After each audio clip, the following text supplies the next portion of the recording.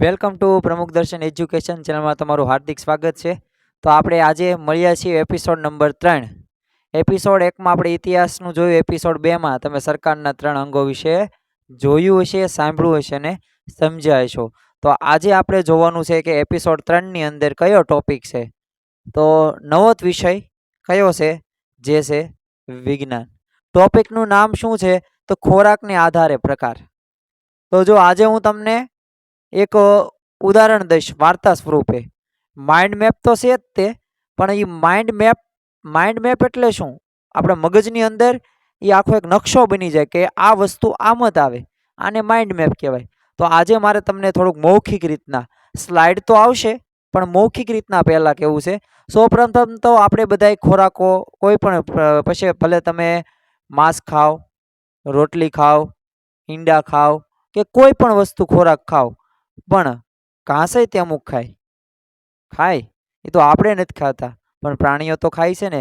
જીવજંતુ બધું ખાય. જીવજંતુઓ શું ઘાસ ખાય, અમુક વાર પછી નાના નાના કીટકો ખાય. તો આવા બધા આપણને કોઈ પણ સજીવ હોય એ ખોરાક ખાતો જોવા મળે છે. તો આપણે ખોરાકના આધારે આપણે પ્રકાર પાડવાના છીએ આજે. અને કેવી રીતના? તો એક નાનકડી અમથી વાત દ્વારા. તો બે મિત્રો હતા. બે મિત્રો જંગલમાં ગયા અને જંગલની અંદર સસલા હતા, હરણિયા હતા.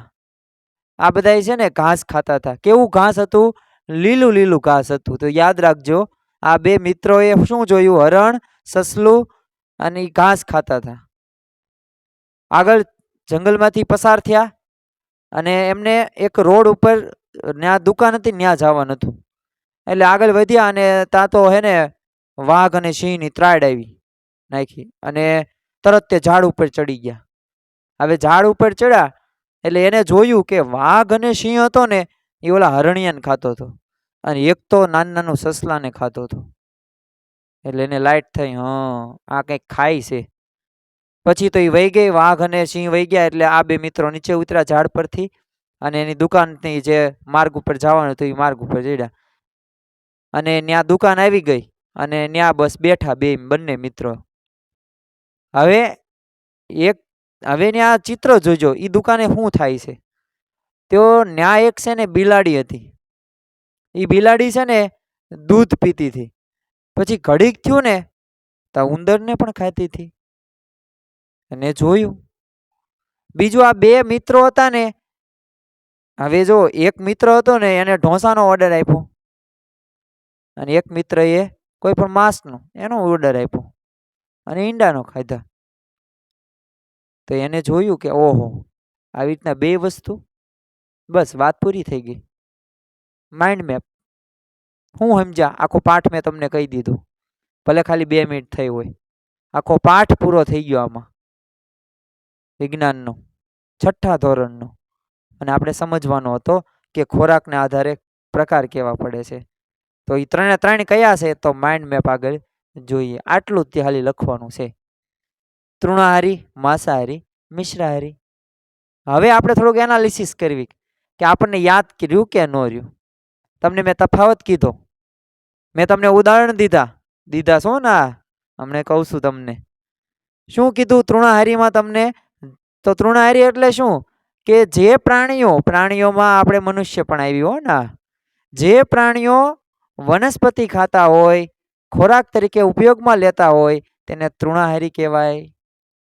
માંસાહારી, જે પ્રાણીઓ માંસ એટલે કોઈ પણ પ્રાણીઓનું ભક્ષણ કરીને ખાતા હોય તેને માંસાહારી કહેવાય, એટલે જીવને ખાતા હોય. અને મિશ્રાહારી, ઘાસે અમુક ખાય એટલે વેજીટેરિયન તે નોન વેજીટેરિયન. એટલે હું બંને ખાય, માંસય ખાય અને તૃણ ઘાસય ખાય. ટમેટા, રીંગણા, મરચા ઘાસમાં આવે. ને પાસ ન ખબર હોય તો તમને કહી દઉં, એ તો આપણે કેવી છે શાકભાજી. બાકી એ કેમાં આવે? તૃણાહારીમાં તો આવે એ બધી વસ્તુ. તો બસ વાત પૂરી થઈ ગઈ અહીંયા. તો ફરી વખત હવે આ બધા ઉદાહરણ, હજી એક આગળ વધ્યું ઉદાહરણ જોઈવી. પૂરું એમ નથી કરવું, કારણ કે થોડુંક અધૂરું જ્ઞાન છે ને ગમે ત્યારે તમને પાછા પાડે. તો તૃણાહારીમાં જોયું તો ઓલા બે મિત્રો, એક હું હરણ, સસલું. તો હરણ, સસલું તૃણાહારીમાં આવે. માંસાહારીમાં શું? વાઘ, સિંહ, દીપડો આ બધાય માંસ એટલે અરણ્યાની સસલાને ખાતા હતા. મિશ્રાહારી, મિશ્રાહારી એટલે ઓલો બિલાડી. અને મનુષ્ય, જો મનુષ્ય હું માંસય ખાય અને રોટલી શાક દાળ ભાતય ખાય. બિલાડી ઉંદરે ખાય ને દૂધય પીવે, તો મિશ્રાહારીમાં આવશે. તો બસ આ કોન્સેપ્ટ અહીંયા પૂરો થાય છે. હું મેં તમને શીખવાડ્યું ખોરાકના આધારે પ્રકાર શીખવાડ્યા. ખોરાકના આધારે 3 પ્રકાર. કયા 3 પ્રકાર? તૃણાહારી, માંસાહારી ને મિશ્રાહારી. વ્યાખ્યા કીધું, ઉદાહરણ આપ્યા અને મેં તમને યાદ રાખવાનું તમને એક ટેકનિક્સ રીત શીખવાડી. જો વિડીયો આખો જે જોવે છે ને એને ફાયદો થવાનો જ છે, પણ જે એક મિનિટ પછી કાપીને તે પછી આમાં ન મજા આવી તો એને કોઈ પણ દિવસ તમે ગમે એટલા વિડીયો નહીં જોવો, એકય વસ્તુ તમને સમજાવવાની નથી. કારણ કે તમે ખાલી 1 મિનિટ જોવો છો તો 1 મિનિટ જોવાથી શું ફાયદો થાય? અહીંયા આપણે આખો કોન્સેપ્ટ લઈને આવી છીએ અને યાદ રહી જાય એ રીતના. તો ખાસ જોજો એવી મારો અને આભાર છેલ્લે. અને મળીએ એપિસોડ 4માં. જોડાયેલો રહો પ્રમુખ દર્શન એજ્યુકેશન ચેનલમાં. જો ગમે તો લાઈક કરો, શેર કરો અને બીજાને સબસ્ક્રાઈબ કરવાનું કહો. અને વોટ્સઅપ ગ્રુપમાં અથવા તો કોઈ પણ તમે સોશિયલ મીડિયા ઉપર તમે આ વિડીયો શેર કરી શકો છો. તો આભાર તમારો શાંતિથી સાંભળવા અને જોવા બદલ.